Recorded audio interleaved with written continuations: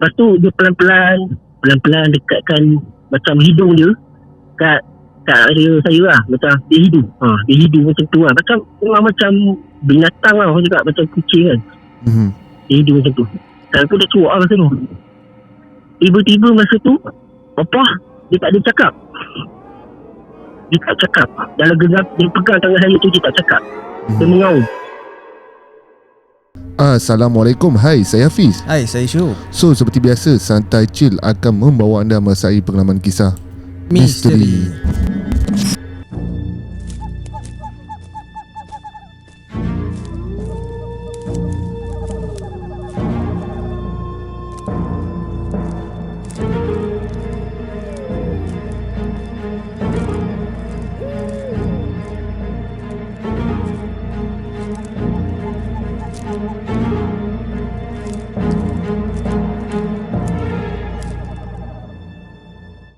Bismillahirrahmanirrahim.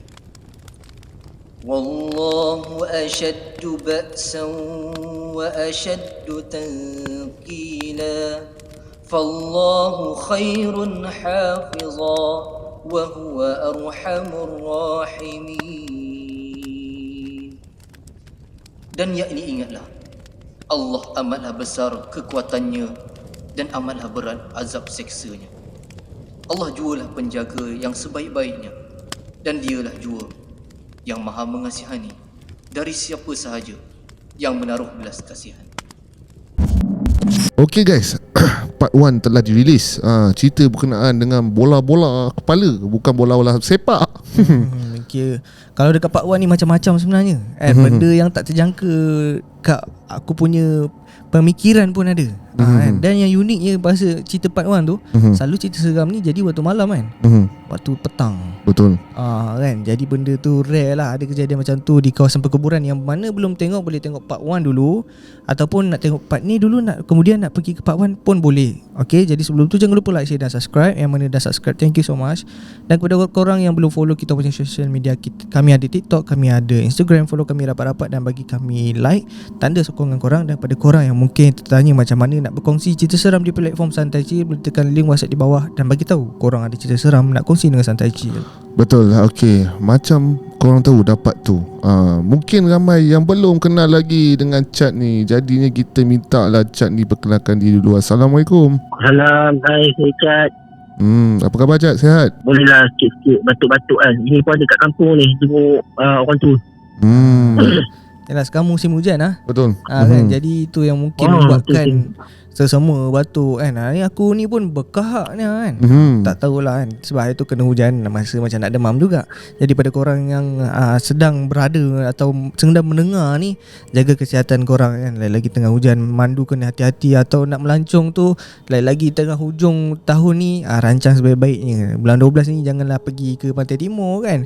Sebab apa, musim tengkujuh betul. nak pergi ke pulau tu agak tak sesuai. Okay, baik. Jadi kita sebenarnya tertanya hari ni, Syad, tentang cerita apa pula hari ni nak kongsi dengan penonton Santai Chill. Kira sambungan yang part 1 tu, yang pasal harimau tu, dengan zaman ayah ada ambil barang. Okay, baik. tentang hari tu dekat kubur tu ada nampak penampakan 2 harimau tu Ya, San. Okay, baik. Tentang harimau warna putih tak silap aku, dengan harimau belang warna hitam oren tu. Kan? Baik. Ya, betul. Jadi kami pun tak sabar nak dengarkan cerita daripada Syad. Tak apa buang masa, dipersilakan cerita yang pertama. Syukur saya cakap dah dulu juga. Kali ni saya nak sambung untuk part tu yang kes harimau tu. Kira benda ni berlarutan bertahun. Masa tu tak silap saya 2008-2009. Kali ni dah nak masuk sekolah menengah.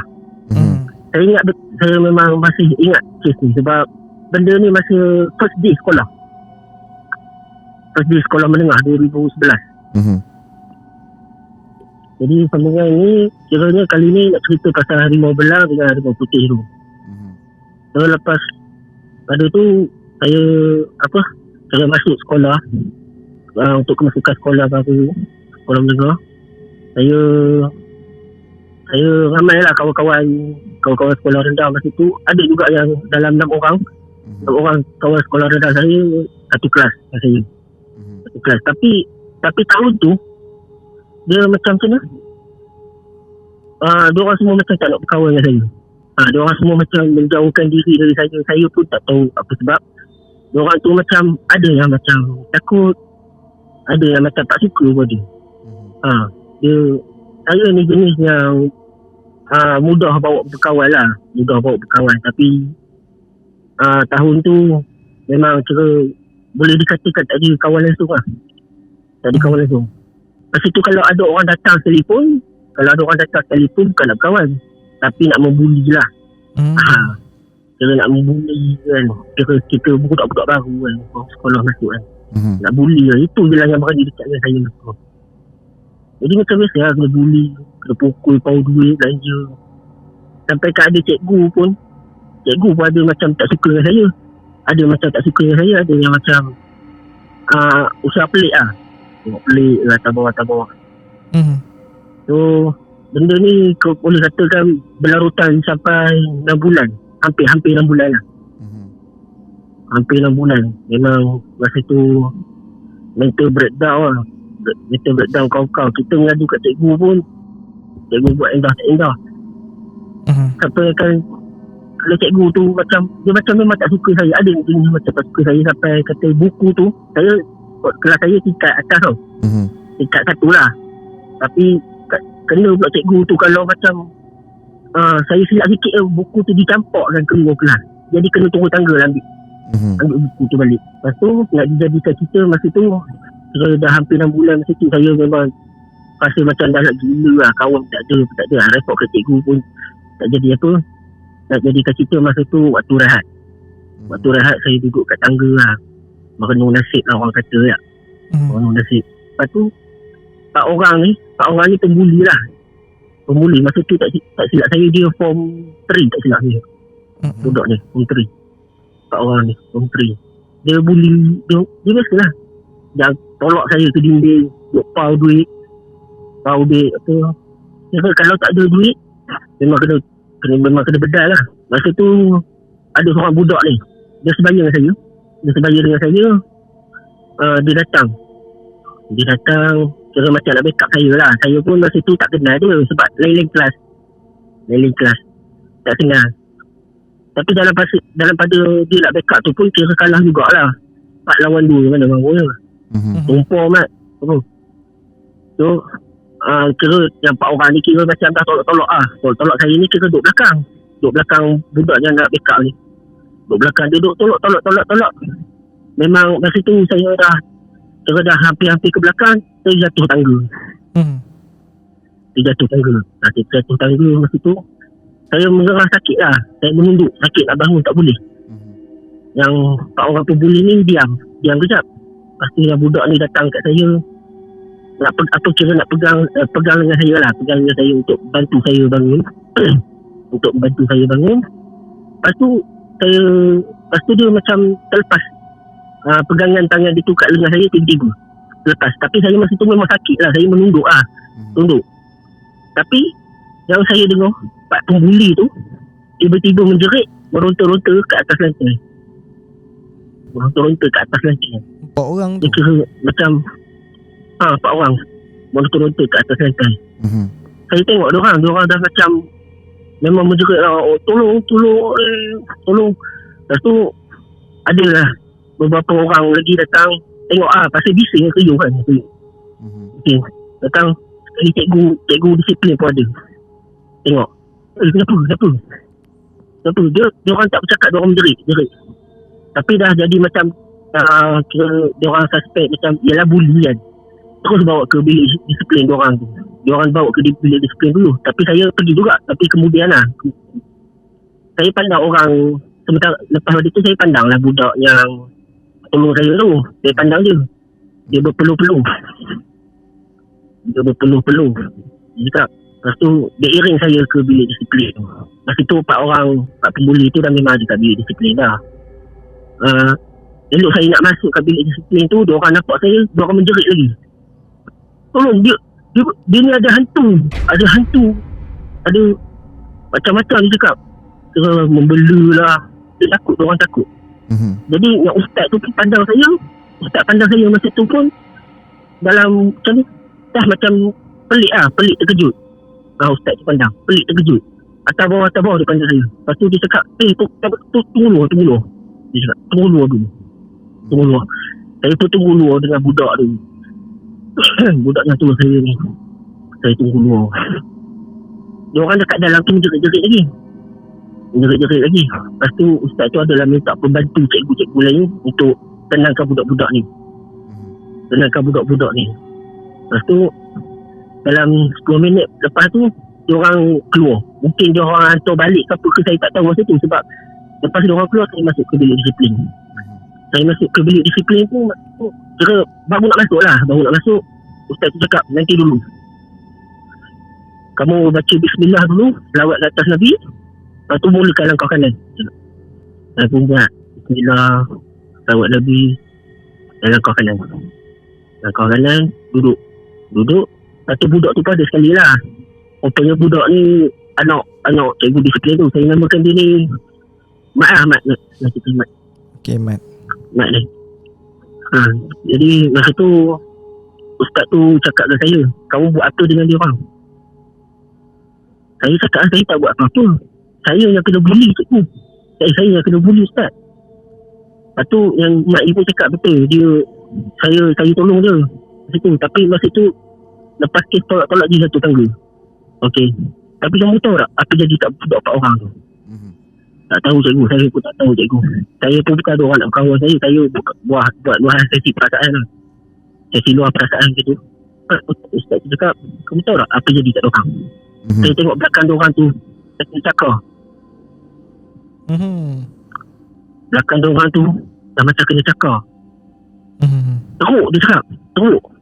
Sekarang ni pun saya tengok kat awak ni, belakang awak, kiri kanan bahagian belakang awak ada 2 lembaga hitam, dia cakap. Saya memang tak tahu apa-apa ustaz. Saya tak tahu. Benda ni kira kan dah bertahun kan. So kita macam dah lupa macam tu je lah. Kira ustaz tu cakap, kata awak balik, awak cakap dengan mak ayah awak untuk bawa berubat lah. Sebab saya risau benda ni mungkin berlarut kat pelajar-pelajar lain. Tak apa, saya balik masa tu. Nak dijadikan cerita masa tu, saya balik malam lepas maghrib masa tu, saya abah saya ajak kami keluarga pergi ke rumah Tok Wan tu lah. Tok Wan pasal opah masa tu dia dah macam orang sakit tak boleh bangun. Adik-beradik abah semua ada kat sana lah. Dia orang info masa tu. Adik-beradik abah masa tu dah buat macam baca yasin lah. Opah masa tu dah terlentang. Kira mungkin dah macam kali terakhir lah orang cakap kan, pergi masa tu. Dalam masa perjalanan tu makan masih dalam 30 minit ke 40 minit macam tu. 30 minit ke 40 minit. Lagi 10 minit nak sampai rumah tu. Dan kami nampak lah jalan tu ramai banyak kereta lah. Banyak kereta sebab adik-beradik abah ramai. Banyak kereta. So sampai masuk rumah, tengok opah dah duduk. Dalam kata terlentang tu, dia dah duduk siap macam boleh menyimbang lagi dengan anak-anak dia, cucu-cucu dia kan. Boleh menyimbang lagi. Lepas tu abah cakap lah, mak sihat ke? Lepas tu dengan adik-beradik abah ni cakap lah, entah. Dia orang cakap apa saya ingat lah. Bukan saya ingat macam apa, macam kita orang je dengar kan. Entah tadi dalam 10 minit ke 15 minit macam tu, tiba-tiba mak bangun, dia cakap. Tiba-tiba mak bangun. Lepas tu dia cakap, cucu aku nak sampai. Kan? Dia terus dia bancuh air, buka biskut-biskut apa yang ada untuk dihidangkan kepada kami lah. Untuk hidangkan kepada kami. Jadi masa tu tak ada syak apa-apa lah.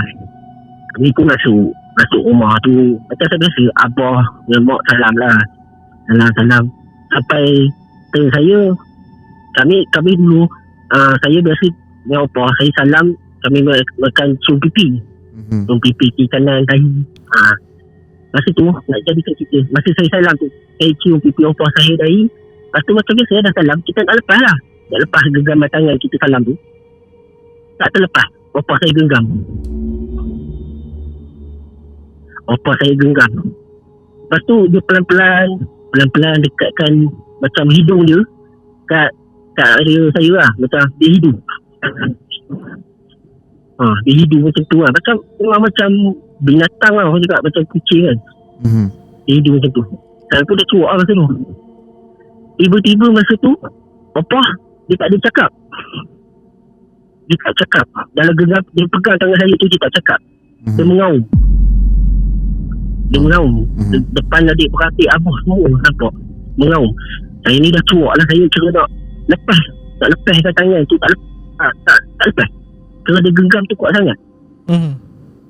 Memang kuat sangat tu takut ni. Jadi adik-beradik abah tolong lepaskan genggaman tangan saya ni. Lepas pada tu dah lepas.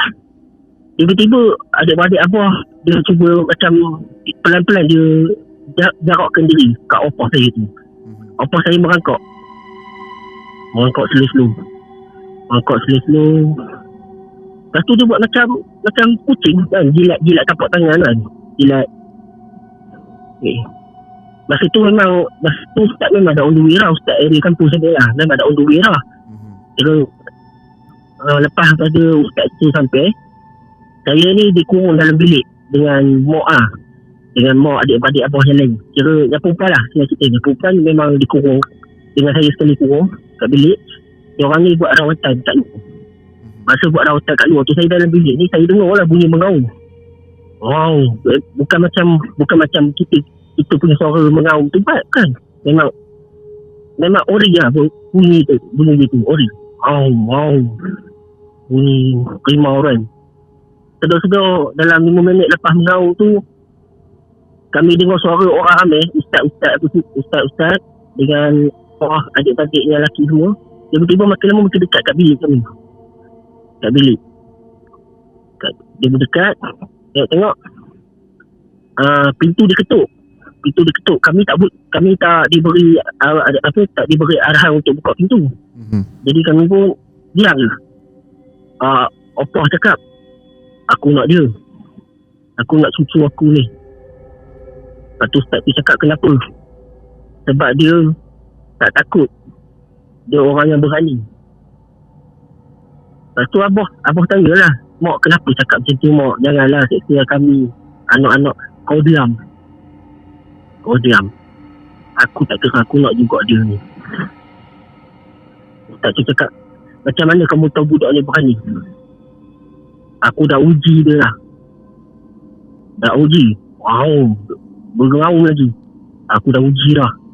Dia kata dia uji tu, dekat masa kat Pak Wan tu, ada seorang perempuan budak saudara saya tu kan.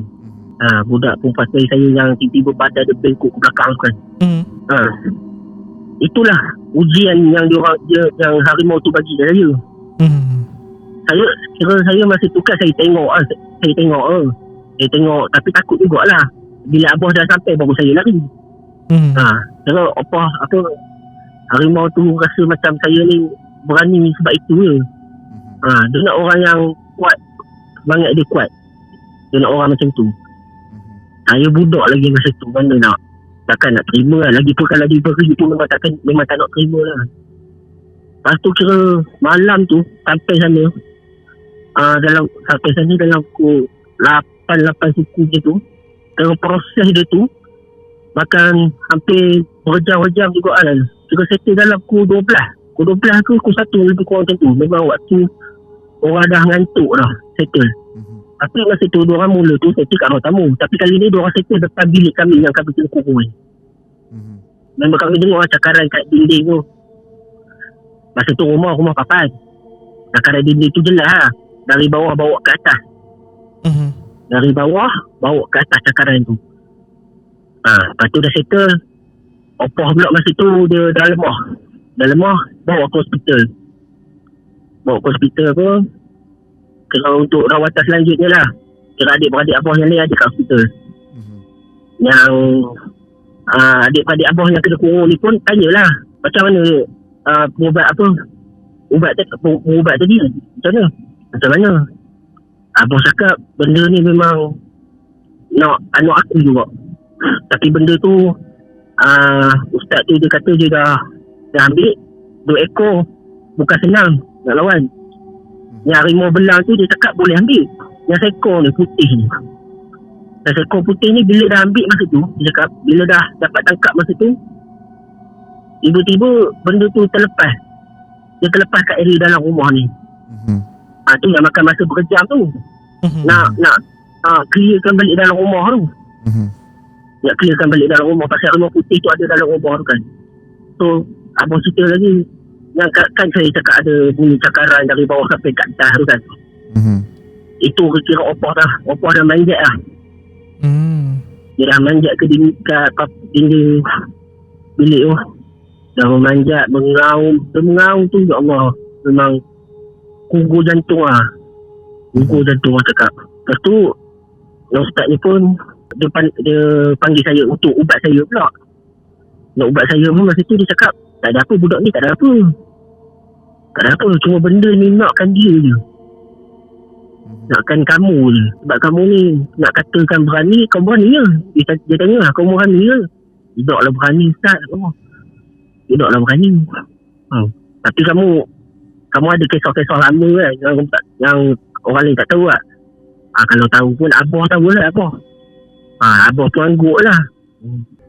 Kira tak apa lah kalau macam tu. Tapi harap lepas ni tak ada apa-apa lah, sebab ustaz cakap benda tu dia tak boleh nak simpan lama. Tak boleh nak simpan lama. Dia kalau simpan lama dia jadi makin liar orang cakap kan. Makin liar. Makin meronta nak keluar. Lepas pada tu esok tu saya tak pergi sekolah. Jadi demam lah. Demam. Esok demam, lusa pun demam. Hari ke-3 tu pula saya ke sekolah. Saya ke sekolah baru macam orang buka mata. Kawan-kawan saya buka mata nampak saya. Nampak saya tegur balik.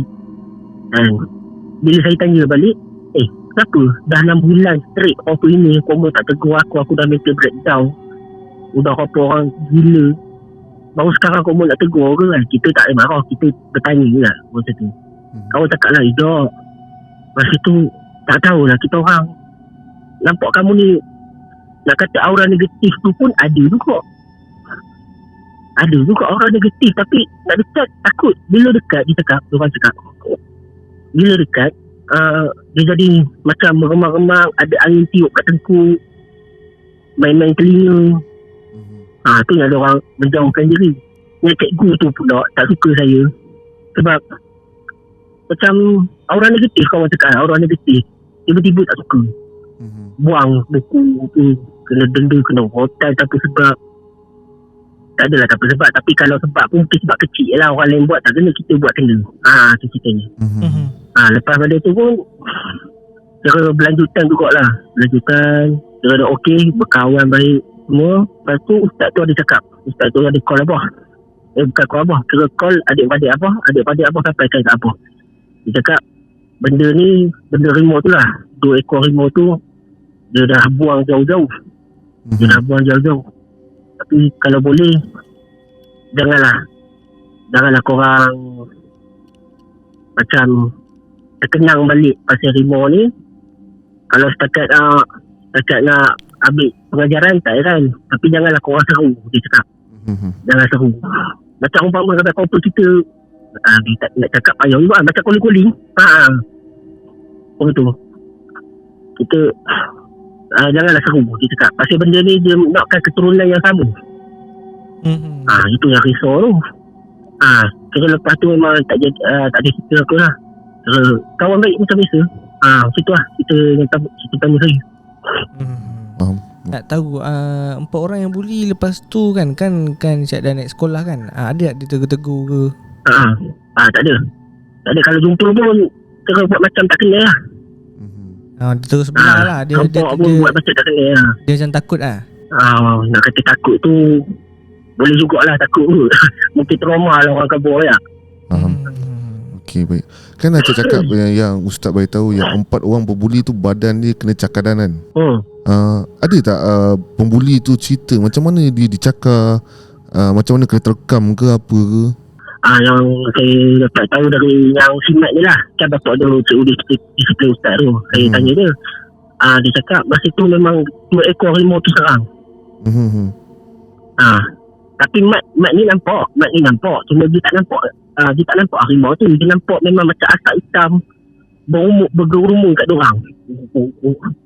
Betul lah diorang menjerit dalam kesakitan tu. Padahal masa tu diorang dah kena cakar lah. Kan lepas tu Acap beritahu yang opah cat tu apa tu, memanjat dinding. Adakah dia melekat kat dinding ke atau dia panjat almari sebenarnya? Yang saya diceritakan masa tu memang dia panjat dinding. Cakor panjat dinding kan. Tapi dia tak adalah pergi, berkata dia pergi tempat tu je. Memang dia melekat kat dinding tu. Kat dinding bilik tu. Lepas tu nak tanya macam tadi Ustaz dah cakap dah yang harimau tu dia dah buang jauh-jauh jangan terkenang. Lepas tu adakah Asyad pernah terfikir atau terkenang balik atau harimau tu datang balik ke Asyad? Pernah tak? Tak adalah.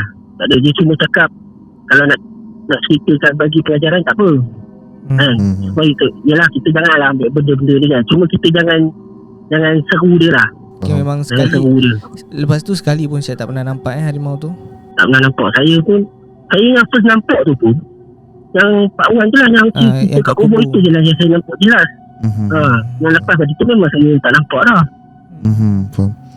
Dan pernah tak Acap tanya dekat Abah, dekat Opah, kenapa mengambil saka tu, apa tujuan sebenarnya? Yang merubat awak, ustaz yang merubat Opah ni, dia cakap untuk menjaga, dia seorang ambil saka harimau ni, dia cakap untuk jaga keselamatan diri dia dengan harta dia. Keselamatan diri dengan harta dia. Kira masa tu kot dia dah jumpa pengganti yang tepat agaknya lah masa tu. So dia nak jaga saya lah, kononnya. Itulah yang kena cakar budak tu. Dia selalu macam ni lah. Dia selalu kalau ada kebun dia jaga kebun. Macam tu. Kot lah kalau mungkin dulu Opah Syad ni dia ada kebun, ada ke? Ada. Ada lah, selalu nak jaga kawasan lah. Sebab dia dulu dia tak ada macam dia sekarang ada kawasan larangan kan. Dulu pakai pantai je. Okay. Okey, menarik jugalah cerita ni. Jelah daripada seorang kisah budak yang dibuli, akhirnya High Council tu telah dihapuskan disebabkan 2 ekor harimau. Okey, jadi itulah. Jangan ingat orang yang jangan suka-suka bully orang. Betul. Kan kita tak tahu background macam ni. Tengok tak pasal-pasal kau dah kena cakap dengan harimau. Kan package. Lepas tu orang cakap nak kata ni balasan daripada Tuhan je jugalah. Betul. Kan sebab benda yang berlaku atas izin Tuhan. Dan alang-alang tu cerita pasal bully ni kan. Aku nak cerita lah kat sekolah ni janganlah bully-bully lagi. Betul. Kan ni dah 23. Orang kata tak cun dah main bully-bully ni. Kalau zaman dulu lain, dia punya bully. Kalau tengok Ryan Bakri kan, bully kan. Gangster. Balik rumah kena tiang dengan bapak. Lembik juga kan. Betul. Yalah, bully ni daripada dulu sampai sekarang masih ada kan.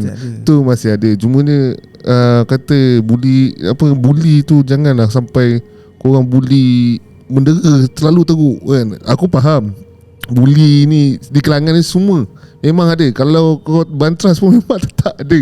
Tapi kalau lah nak jadi high council sangat, janganlah sampai kata cukuplah sekadar menganjing kan. Paling-paling pun budak-budak dulu suka main bapak. Kalau paling OL kau dapat nama atuk, kau paling champion. Dah lah, janganlah sampai kau nak pukul-pukul orang. Tengok last kau kena cakaran harimau. Senyap terus. Mungkin juga daripada bully tu jadikan Syed ni mental breakdown, dia jadi sedih sangat. Jadi benda tu datang untuk dia umpama menyeru benda tu untuk menyerang kau.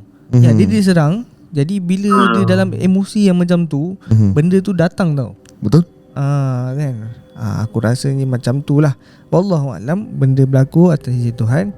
Jadi intipatinya janganlah kita membuli kita tak kenal dengan siapa atau dengan apa kita berhadapan.